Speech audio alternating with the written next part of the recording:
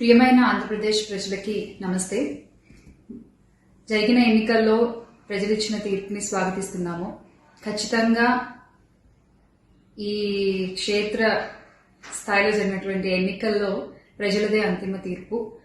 మీ తీర్పుని ఖచ్చితంగా స్వాగతిస్తున్నాం, గౌరవిస్తున్నాను. ముందుగా అఖండ విజయాన్ని మూటగట్టుకున్న కూటమికి ధన్యవాదాలు. పెద్దలు నారా చంద్రబాబు నాయుడు గారికి, అలాగే పవన్ కళ్యాణ్ గారికి, బీజేపీ సభ్యులందరికీ, పురంధరేశ్వరి గారికి, అందరికీ కూడా హార్దిక కృతజ్ఞతలు తెలియజేసుకుంటున్నాము. అలాగే వైసీపీ గెలుపు కోసం కష్టపడ్డ ప్రతి కార్యకర్తకి, ప్రతి ఒక్కళ్ళకి, వైసీపీ కుటుంబం మొత్తానికి కూడా పేరు పేరున ధన్యవాదాలు.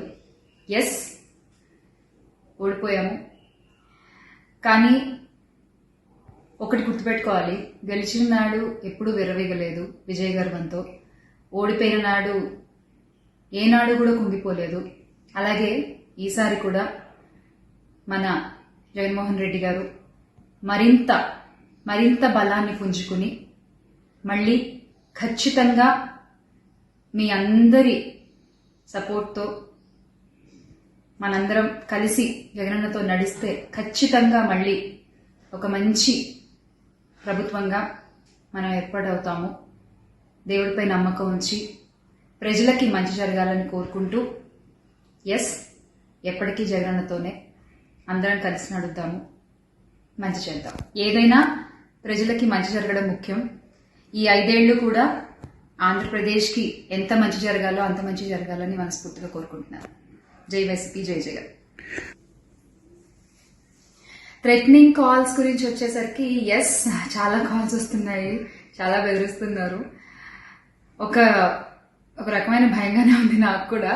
కానీ ఏంటంటే ఒకటే చెప్పాలండి, నేను మీకు ఒకటి నచ్చుతుంది, నాకు ఒకటి నచ్చుతుంది, అలా అని చెప్పి మీకు నచ్చింది నాకు నచ్చిందని చెప్పి మీరు బతకడానికి వీల్లేదు అంటే ఇది చాలా అన్యాయం అన్న, చాలా అన్యాయం.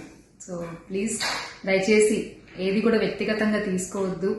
నేను వ్యక్తిగతంగా ఎవరిపైన విమర్శలు చేయలేదు, చెయ్యను కూడా. ఎప్పటికీ నాకు చాలా గౌరవం. ఎవరన్నా కూడా వ్యక్తిగత విమర్శలు ఏవి నేను ఎప్పుడు చేయలేదు, చెయ్యను, మళ్ళీ చెప్తున్నాను.